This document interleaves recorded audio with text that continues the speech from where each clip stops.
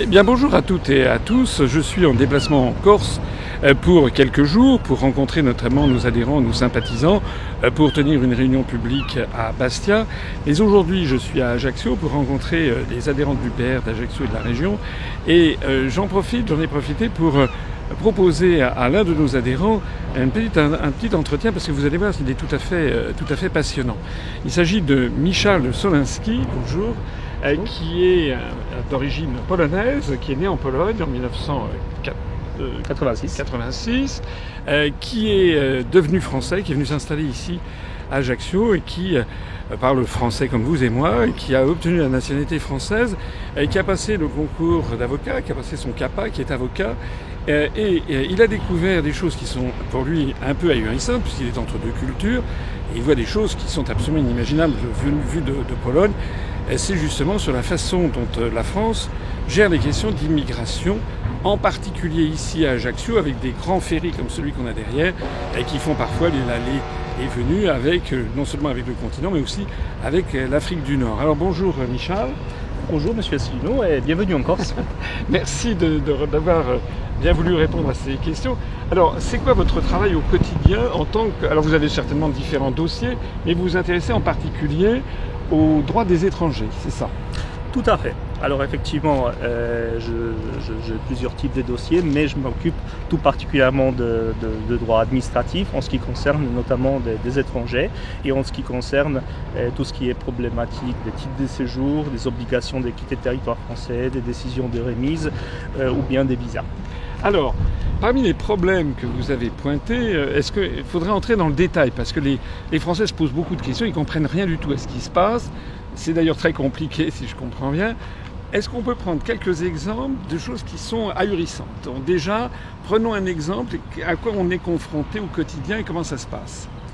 Oui, c'est une matière qui est extrêmement complexe, puisqu'il n'est jamais question de faire des décisions par le biais d'une seule loi. Dans la réalité, c'est tout simplement un ensemble, non seulement de lois, mais aussi des conventions internationales, des accords, et si vous voulez, des conventions signées avec des ambassades. C'est un ensemble qui est extrêmement complexe et qui présente effectivement, qui est une machine qui peut être plus ou moins bien huilée. Et donc, effectivement, il est extrêmement difficile de vous parler d'une manière, dans des termes généraux, concernant la politique migratoire, et parce que, justement, du fait de cette complexité. Ce sont des cas particuliers. Prenons un cas particulier, caractéristique des problèmes auxquels vous êtes confrontés. Oui. Donc, ici en Corse, effectivement, la particularité, c'est que nous sommes un territoire insulaire, et donc, entrée et sortie des territoires c'est fait soit par bateau, voire ici, ou alors par l'avion. Nous avons aussi une autre problématique qui est liée finalement à la population corse et nécessité qu'ils ont des entreprises pour embaucher des personnes de travail notamment peu qualifiées qui manquent sur les territoires. Donc nous sommes confrontés donc, dans ces contextes à un grand nombre de situations, des personnes qui peuvent venir ici en bénéficiant par exemple d'un titre de séjour accordé par un autre pays de l'Union européenne, de l'espace Schengen. Ça peut être par exemple l'Italie, Portugal, pourquoi pas République tchèque. D'accord. Donc par exemple, un Tunisien peut arriver ici par bateau, avec sa voiture, de Tunisie, avec comment dirais-je, un visa italien. Oui, avec visa ou avec un titre de séjour italien. Un titre de séjour italien. Il arrive ici, il n'a pas de titre de séjour français. Tout à fait. Alors qu'est-ce qui se passe? Alors dans ce cadre-là, proprement, il n'est pas autorisé à avoir une activité salariale en France, puisque pour ça, il lui faut une autorisation administrative délivrée par l'autorité française que son employeur peut éventuellement demander et obtenir. Mais quand il arrive ici, effectivement, avec son titre de séjour italien ou visa italien, il doit justifier effectivement d'un certain nombre de conditions qui sont effectivement bénéficier d'un logement, de l'assurance de sécurité sociale, des moyens de subsistance suffisants pour les projets de voyage ou séjour et des billets retour, puisque nous sommes en Corse. Donc, nous nous trouvons souvent c'est une complexité juridique véritable. Hein. Les gens ne se rendent pas forcément compte de l'existence de cette situation. Donc on peut très vite trouver des personnes qui se retrouvent avec une décision administrative qui peut être par exemple remise aux autorités de l'État tiers. Ça peut être par exemple l'Italie dans notre cas. Parce que par exemple, on prend l'exemple de ce Tunisien, quelqu'un venant d'Afrique du Nord par exemple, il a un titre de séjour italien, il n'a pas de titre de séjour français, il arrive ici. On lui demande donc d'avoir des ressources, d'avoir un domicile, je ne sais pas quoi, il ne l'a pas. Oui. Donc on fait quoi à ce moment-là? Alors, la politique générale, c'est de lui délivrer un document qui s'appelle arrêté portant assignation à résidence. Oui. Ça veut donc dire que cette personne est lâchée en nature, hein, avec interdiction de quitter le territoire du département. Par exemple, pour nous, Corse du Sud. Donc, il ne peut pas quitter la Corse. On lui prend son passeport. On lui interdit de travailler. Il ne peut pas travailler. Et il doit se maintenir à disposition des autorités, donc pointer une fois par semaine ou deux fois par semaine, pour montrer qu'il est là.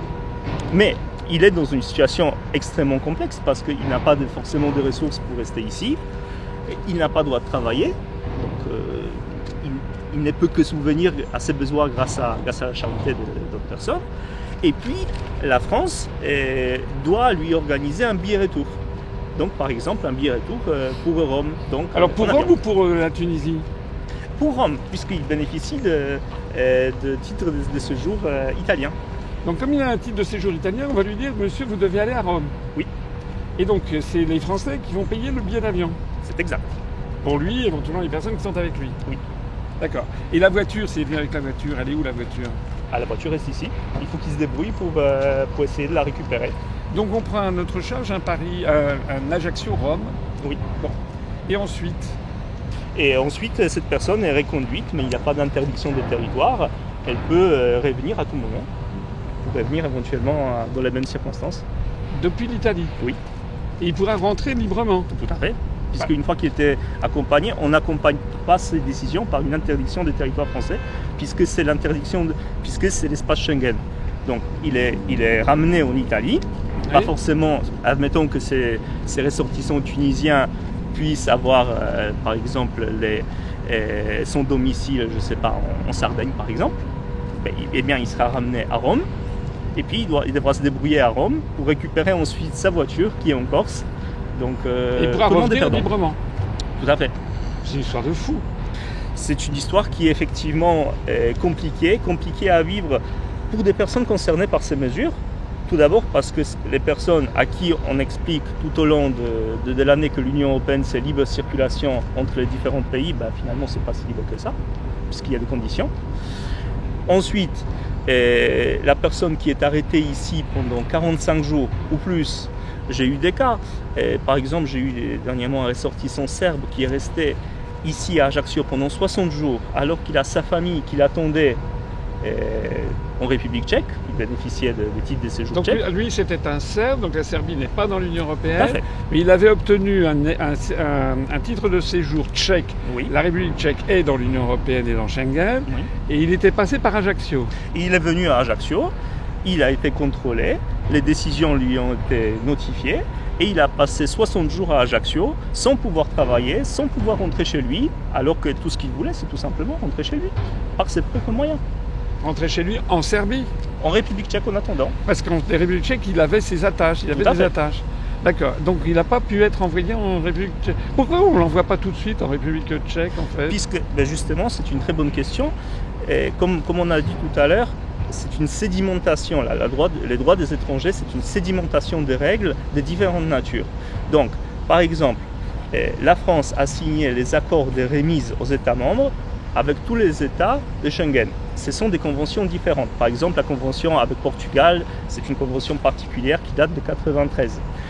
Par ces conventions, la France s'engage à remettre aux autorités portugaises, et l'inverse, puisqu'il y a réciprocité, les ressortissants ou ceux qui ont les titres de séjour de ces pays, mais dans les conditions particulières. Ça veut dire qu'il faut que les autorités françaises envoient des formulaires dûment remplis, remplissent toutes les obligations qui sont liées à ces conditions, et dans ces cas-là, il faut qu'ils attendent en plus que, par exemple, les autorités tchèques ou portugaises mettent le feu vert pour le retour de cette personne dans ces pays. Donc l'ensemble des conditions est particulièrement difficile.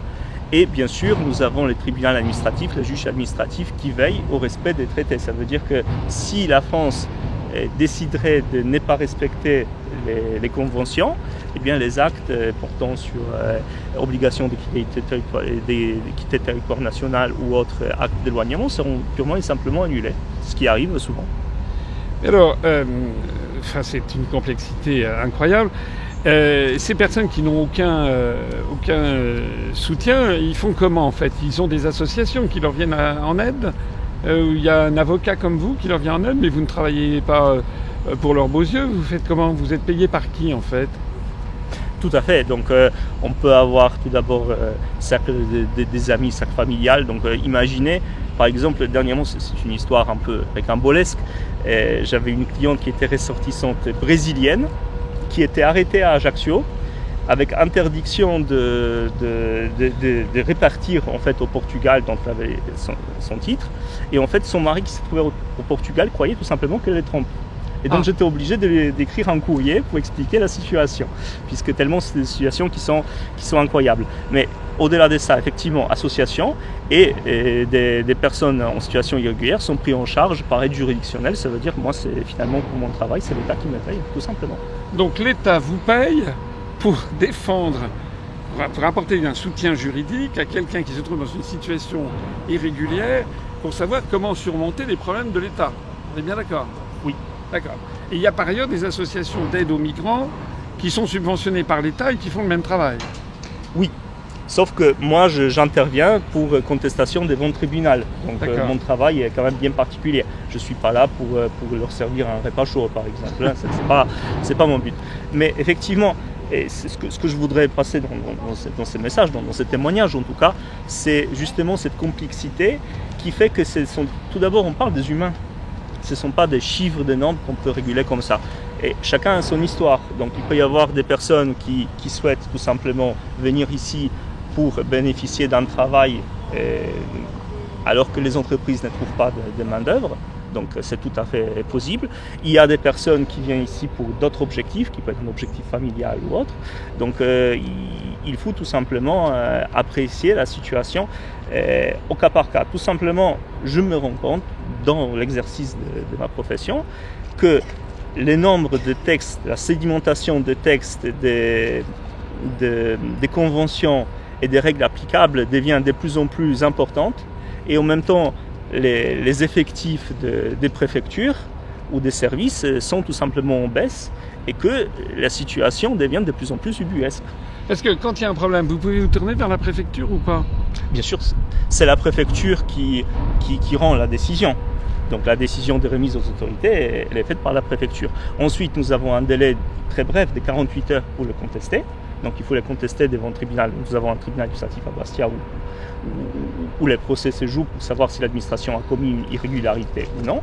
Et si irrégularité a été commise, la décision est annulée. Autrement, la personne dont on parle doit rester ici pendant 45 jours, 60 jours ou plus, en attendant d'être finalement accompagné à Rome, à Lisbonne ou à Prague. D'accord. Mais quand vous vous tournez vers la préfecture, vous avez des réponses, ou parfois ça arrive que vous n'ayez aucune réponse? Jamais. Préfecture, très rarement. Dans la réalité, c'est le tribunal qui tranche dans ce genre de situation. Il m'est arrivé déjà plusieurs fois d'attirer... Tribunal administratif, hein, pour me... Oui, tribunal administratif. Il m'est arrivé plusieurs fois de me tourner parce qu'on était hors délai, parce que la situation humaine était telle que, effectivement, les personnes qui souhaitent quitter la France, tout simplement, qui n'ont rien contre pour retourner dans les pays où ils ont les titres de séjour ou dont ils sont originaires, ils sont tout simplement bloqués puisqu'ils ont cette assignation à résidence et qui n'ont pas l'accès à leur passeport, et donc ils sont tout simplement bloqués. Et en plus de ça, ça coûte l'argent de l'État parce qu'il faut leur payer billets alors qu'ils sont parfaitement d'accord pour retourner par leurs propres moyens. Alors, il y a quand même deux questions encore que je voudrais vous poser. C'est que lorsque quelqu'un arrive, par exemple, comme votre Serbe qui arrive en Corse alors qu'il n'a à titre de séjour que tchèque et pas un titre de séjour français, ou pour le Tunisien qui se trouve dans la même situation avec un titre de séjour italien, comment se fait-il qu'il a pu monter à bord d'un navire sans avoir le titre de séjour français? Comment se fait-il que l'origine du problème, il est là en fait? C'est qu'on a un bateau qui prend quelqu'un, qui le dépose en France alors qu'il n'a pas le titre de séjour. Il est là le problème de passe. Comment se fait-il qu'il n'y a pas ce contrôle au départ?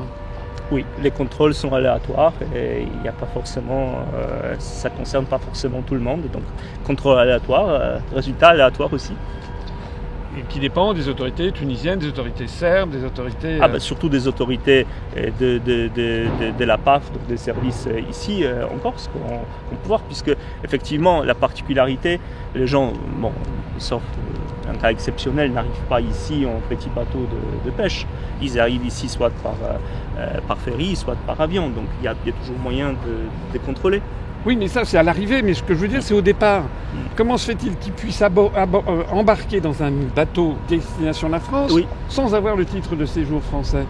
C'est qu'il devrait y avoir un contrôle à partir du point de départ, en fait. Oh, c'est possible, mais il n'y en a pas. Il n'y en a pas. Non.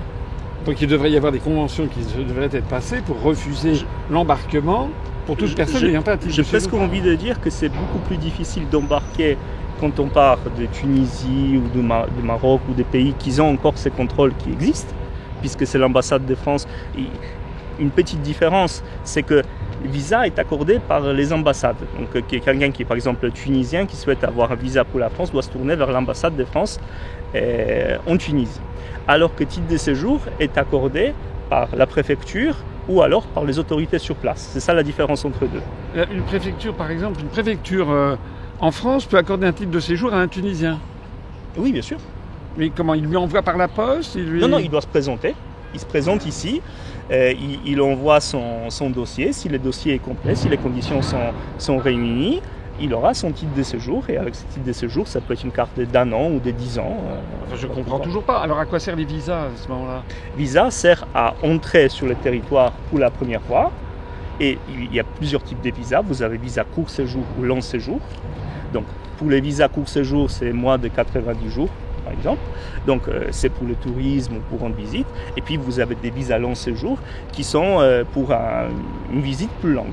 Alors, si je comprends bien, il y a, par exemple, pour prendre l'exemple d'un Tunisien, il a le choix entre aller à l'ambassade à Tunis pour demander un visa court séjour ou un visa long séjour, ou alors il a le choix de prendre le bateau, d'arriver ici à Ajaccio en espérant que la préfecture va bien vouloir lui donner un titre de séjour. C'est un résumé qui est juste.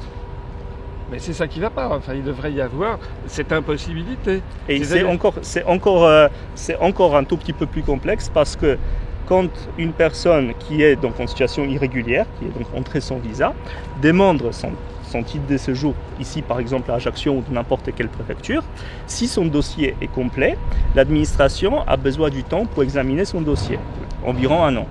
Pendant ce délai, la personne reçoit un document qui s'appelle le récépissé, ça veut dire que son dossier est en cours, et pendant ces délais, elle ne sera pas éloignée.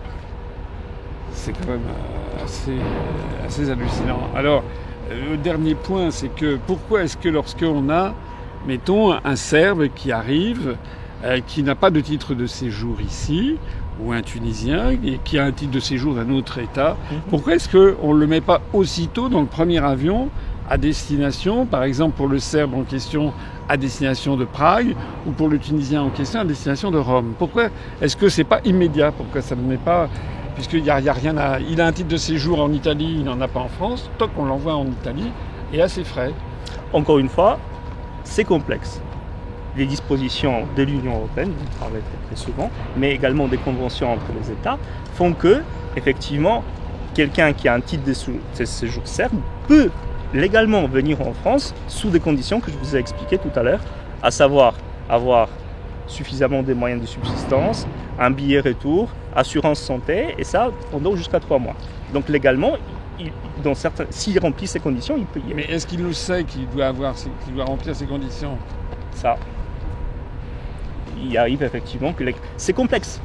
Nous avons une difficulté réelle avec un discours politique qui est l'ouverture des frontières et la réalité juridique qui est différente. C'est une réalité. Et pourquoi par ailleurs on ne lui dit pas aussi que ce soit le Serbe ou le Tunisien dans notre exemple, hein. Je ne suis pas là pour stigmatiser des nationalités. On prend des exemples précis pour illustrer le propos. Pourquoi est-ce qu'on ne leur dit pas, écoutez, excusez-nous, vous n'avez pas un titre de séjour en France, donc vous devez repartir par d'où vous êtes arrivé. C'est-à-dire changer la réglementation en fait, parce que c'est cette réglementation qui est absolument biscornue et incompréhensible en définitive, et qui nécessiterait d'avoir des dizaines et des dizaines de fonctionnaires qui s'occupent de tout ça. Tout à fait, je pense que votre remarque est juste. Encore une fois que la France a signé des conventions avec d'autres pays, par exemple, je prends l'exemple de l'accord franco-espagnol, par exemple, sur la remise des ressortissants ou des personnes qui ont titre de séjour, une fois qu'on a signé un accord juridique, eh bien, il faut s'y tenir. Et donc, une fois que la France est signataire de cet accord, la France doit respecter les formalismes qui vont avec. Donc la France ne peut pas tout simplement dire aux personnes, écoutez, vous n'avez qu'à revenir de là où vous venez. Non, il faut prévenir des autorités espagnoles, il faut respecter les délais, il faut organiser les voyages, ça veut dire acheter les billets d'avion, il n'y en a pas tous les jours non plus. Et tout ça aux frais du contribuable français. Tout à fait. Il faut aussi trouver un interprète qu'il faut rémunérer, etc., etc. Et tout ça, c'est encore pour des gens qui encore ont des papiers. Oui. Alors parce qu'il y a aussi le cas de gens qui n'ont aucun papier. Tout à fait. Alors qu'est-ce qui se passe dans ce cas-là? Quelqu'un qui n'a aucun papier, qui arrive ici à Ajaccio, qui est arrêté par la police de l'air et des frontières, par exemple. Alors, dans ce cas, c'est un cas un tout petit peu différent. Donc, quelqu'un qui n'a aucun papier, normalement, est censé d'aller dans un centre de rétention. Ça veut donc dire, en Corse, il n'y en a pas. Donc déjà, arrêté en Corse, et qui est placé dans des cellules dans les conditions d'hygiène plus que douteuses entre nous. Hein, voilà. Ensuite, il sera transféré sur les continents, donc par avion, avec escorte, pour ensuite être placé dans un centre de rétention où les pays dont il pourrait être originaire, dont l'ambassade doit confirmer son identité. Il sera placé pour un délai jusqu'à 90 jours. Si l'ambassade identifie comme étant un de ses ressortissants, la France pourra organiser effectivement son répatriement de les pays d'origine. Mais si l'ambassade, c'est pour ça par exemple, quand on voit les difficultés par exemple même diplomatiques par exemple actuellement entre la France et Maroc pourrait tout à fait dire vu qu'on ne s'entend pas trop bien avec la France, peut-être qu'on va prendre un peu plus notre temps pour identifier qui est marocain. Alors en plus, certains organisent leur anonymat, c'est-à-dire ils jettent tous leurs papiers, donc ils refusent de dire d'où ils viennent, donc on ne sait pas de quel pays ils arrivent en définitive. On fait comment dans ce cas-là? Oui, dans ce cas, effectivement, centre de rétention qui n'est pas quelque chose d'agréable. Là, encore une fois, il ne faut pas oublier que ce sont des personnes qui n'ont pas commis d'infraction, ce ne sont pas des délinquants et qui se trouvent quand même enfermés dans des centres. C'est quelque chose, pour moi, qui est tout simplement triste, parce qu'enfermer des personnes dans des centres avec des gardes, etc., c'est quelque chose qui ne devrait pas exister. Donc voilà. Donc il y a, ce qui est évident, c'est qu'au-delà de ces cas très particuliers, qui est finalement minoritaire, de ceux qui effectivement se déclarent sans papier, moi, en tout cas, personnellement, ce que je rencontre, c'est une grande majorité des cas qui deviennent de plus en plus complexes par rapport à justement le fait que n'importe quel pays de Schengen peut accorder les titres de séjour et qu'effectivement, tout ça provoque une difficulté juridique majeure, déjà pour des personnes pour comprendre quand est-ce qu'on peut venir en France et qu'est-ce qu'on peut y faire, et puis derrière pour les autorités. Et puis derrière, tout simplement, pour les services qui sont censés gérer cette situation. Bon, je ne sais pas si vous avez tout compris. Moi, je crois que j'ai à peu près compris, mais c'est quand même pas évident. Si je voulais résumer, donc l'espace Schengen, on peut circuler à l'intérieur de l'espace Schengen, y compris des gens qui sont ressortissants de pays étrangers à l'espace Schengen, mais dans la mesure où ils ont un titre de séjour dans un des pays de l'espace Schengen et qu'ils ont commencé par entrer dans ce pays-là. On est bien d'accord? S'ils ont un titre de séjour, c'est qu'effectivement, ils peuvent rester dans ces territoires-là. Donc une fois, par exemple, notre Tunisien, si au lieu d'avoir pris un navire pour Ajaccio, avait pris un navire pour arriver à Gênes, par exemple, en Italie, oui. Là, il entrait sans problème. Bien sûr. Et une fois arrivé à Gênes sans problème, il pouvait passer en France par l'intermédiaire par l'autoroute, par exemple. Oui. Et là, il n'y avait pas de problème, puisque là, il venait de l'Italie, donc il était dans l'espace Schengen. Tout à fait. Honnêtement, c'est une histoire de dingue. Vous êtes d'accord? C'est complexe, oui. Et en Pologne, qu'est-ce qu'on dit de ça? En Pologne, effectivement, les choses prennent des tournures tout à fait similaires. Ah oui? Effectivement, Pologne fait partie au même temps de Schengen et au même temps de l'Union européenne. Donc effectivement, ce sont des mêmes conventions, les mêmes types de conventions qui s'appliquent. Et effectivement, les débats actuels des politiques polonaises portent effectivement sur les mêmes sujets. Il ne faut surtout pas croire qu'en Pologne, il n'y a pas des immigrés, il y en a énormément. Énormément d'immigrés aussi. Notamment en provenance d'Ukraine. En provenance d'Ukraine, mais ça c'est encore un autre sujet. Merci beaucoup Michal. Merci à vous. Merci. Alors Michal, vous regrettez d'être devenu français? Absolument pas. Je suis très fier et j'espère qu'on vous aura comme président dans quelques temps. Parce qu'en plus il est adhérent à l'UPR. Voilà. Merci beaucoup à lui et merci pour toutes ces précisions. Et la beauté de la baie d'Ajaccio.